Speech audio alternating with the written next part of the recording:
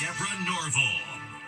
Hello, thanks for joining us. I'm Mary Kelby in today for Deborah. Imagine arriving at your home and seeing hundreds of teenagers running out the door. It happened at this newly built home that was taken over by high schoolers for a party. The owner got a call from a neighbor and raced to the scene, telling the teens to get out. These teenagers are pouring out of the house. Look, as many as 200 of them. And here's the homeowner. I got a call from a neighbor saying that my party was blocking her driveway and that she saw people climbing in and out of the windows of my house. And I wasn't having a party, so I knew something was up. That's right. It was an illegal house party. Kyle Grasser says he sunk every penny he had into building the house in Nashville that was targeted. He recorded video as he entered his house. It was a nightmare scenario, pretty much what you can imagine with 150 to 200 teenagers breaking into a home to throw a party. We walked into the house and it was just broken glass all over the floor. The damage was extensive and heartbreaking for Grasser to see. They ripped out a lot of the fixtures in the home. Some video of 4 kids hanging from the chandelier in the living room that was ultimately then torn from the ceiling. That's Grasser holding a speaker he yanked from the party.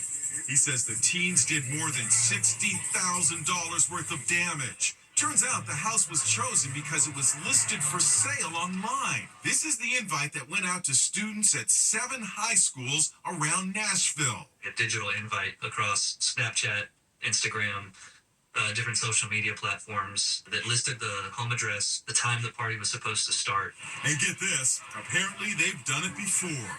The ring is suspected of throwing a New Year's Eve party at another house in the neighborhood using the same MO. They're pretty blatant and loud about it.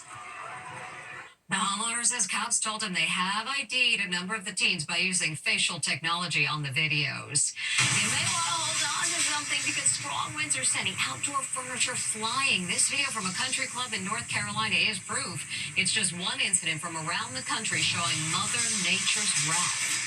The late winter storm is wreaking havoc across the country. Holy moly! There goes some fancy furniture flying across the deck at a country club on Bald Head Island, North Carolina. Check out this aspiring meteorologist reporting in 40-mile-an-hour winds. You can hardly hear him. Down goes this tree in tornado-ravaged Irving, Texas. Oh my God! The entire tree just went down! And talk about a close call. This family is strolling the sidewalk in Brooklyn when suddenly, whoa! We spoke with Michael Newman about the nerve-wracking near miss. We're just strolling down the street and minding our own business. Before we knew it, we heard a crackle. The tree just came crashing down. If we were a second too late, it would have landed right on top of us. With spring almost upon us, this lady probably thinks this will be the last time. This year, she'll need to shovel the driveway. Not so fast. Oh my goodness, are you kidding me? It's just not her day.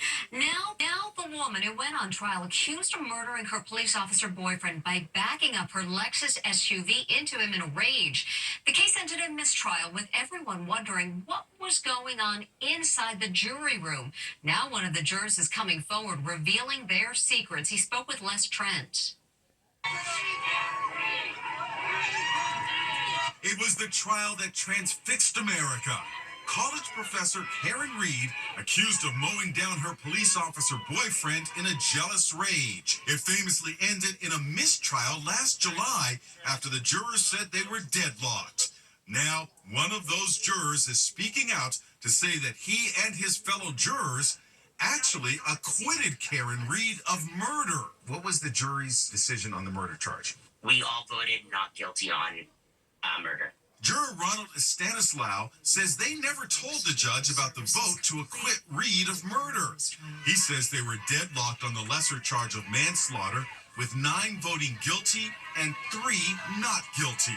We were at an impasse. What was your vote on the manslaughter charge? I was not guilty, ultimately. Did you not know that you could ask to return a partial verdict? We didn't have that expertise, that level of expertise, to know that it could be possible for a partial verdict. Karen Reed will be retried starting April 1st for murder and manslaughter. Had the jury revealed their partial verdict, she would only be facing manslaughter charges, not murder. Should this case be tried again? I believe it should not, honestly. I think it's going to result in something similar. The defense claims that police framed Karen Reed. This juror agrees. I believe there was some conspiracy there. Every day during the 9-week trial, her supporters gathered outside the courthouse in a suburb of Boston.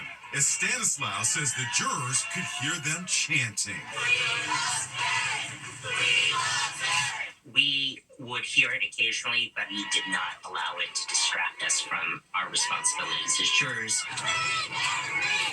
Karen Reed's attorneys are asking a federal judge to order a poll of the jurors from the first trial to confirm they voted to acquit. She wasn't